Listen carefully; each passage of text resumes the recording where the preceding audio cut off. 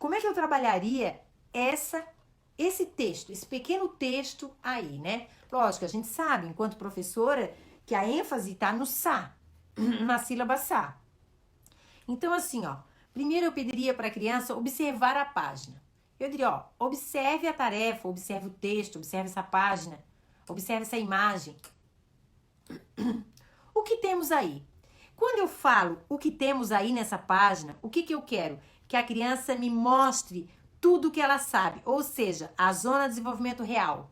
Será que ela vê nessa imagem, nesse bichinho aqui, um sapo? Será que ela consegue ver ali que dentro, aquilo marrom ali é uma bolsa, uma sacola, e que dentro tem um sapo? Será que ela consegue ver isso?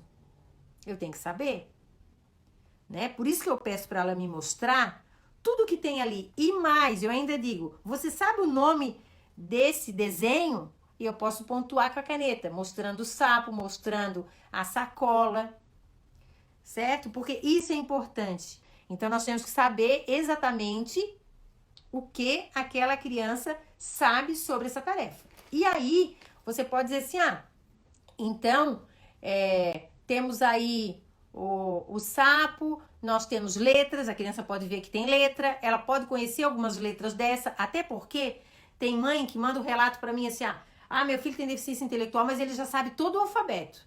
Ele sabe o nome de todas as letras, só não sabe juntar. Primeiro é que não se junta nome de letra, se junta som. Já começa equivocado aí, né? O processo de alfabetização dessa criança. Então eu quero ver se ela sabe o nome das letras, o som das letras, tudo isso para eu ver o que é que ela já sabe. Depois, eu posso perguntar, você já viu um sapo? Se ela identificar que aquele é sapo, né? Você já viu um sapo antes? Onde? Quando eu faço essa pergunta, gente, já estou exigindo de cara transcendência. Porque ela vai lá na memória dela buscar alguma coisa. Ela pode dizer que foi num joguinho, ela pode dizer que foi num livro, que um dia um sapo pulou nela, várias coisas. E ainda eu quero saber onde. Então eu exijo um local mais preciso, na minha casa, na escola. Isso tudo é transcendência. Transcendência ativando a memória de longo prazo. Tem gente que diz que criança com deficiência intelectual não tem memória de longo prazo. Lógico que tem. E aí eu vou trabalhar as cores. Que cores nós temos aí? Porque aí nós temos o preto das letras, temos o vermelho daquela sílaba, temos o sapo verde, que é verde e basicamente amarelo, e mais um marronzinho ali da sacola.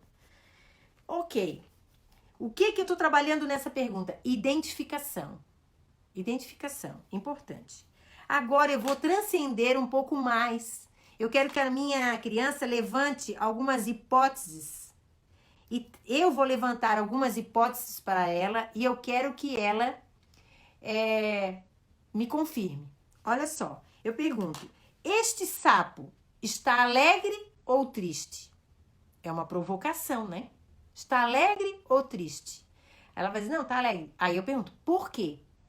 O que prova que esse sapo está alegre? Tá vendo? Olha que abstração, gente.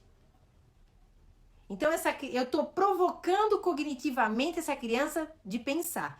Cada frase que eu falo entra no cognitivo da criança como estímulo potencializado e que desencadeia, eu já expliquei isso também, desencadeia neurotransmissores que liberam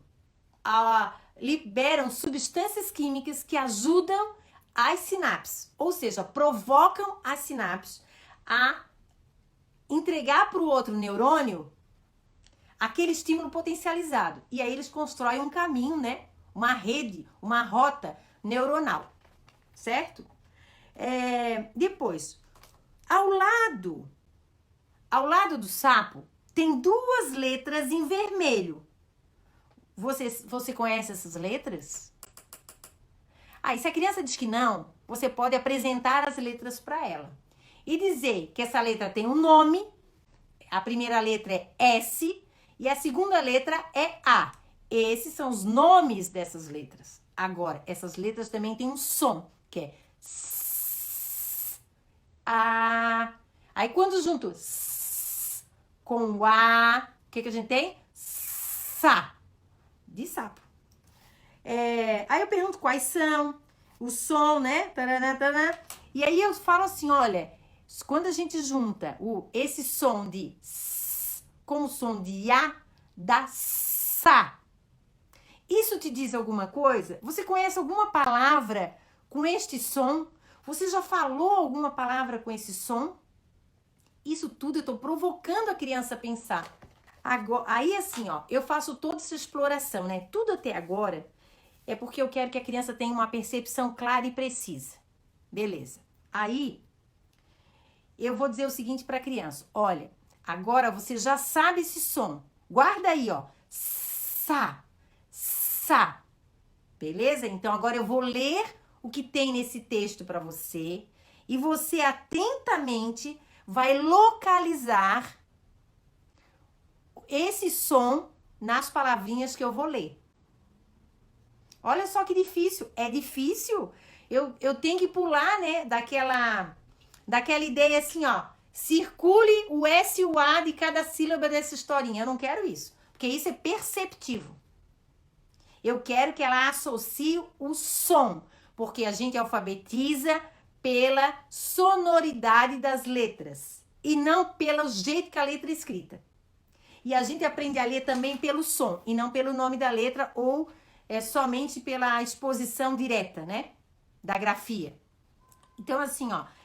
Com calma, você vai ler. Ó, eu vou... E aí, uma coisa que é importante aqui, eu falo assim, por exemplo, com atenção. Eu digo isso, com atenção. Por quê? Porque nesse momento eu tô desafiando ela a prestar atenção. Assim, ó, vou contar a história para você localizar onde esse som aparece. O sapo, sapeca. Então, quando eu coloco ali as palavrinhas que tem o som do sa, eu enfatizo da mesma forma que eu ensinei. Sa. Eu nem cheguei no sapo, né? Eu cheguei só no sa. E aí eu leio o texto para ela. O sapo, sapeca, pulou na sacola.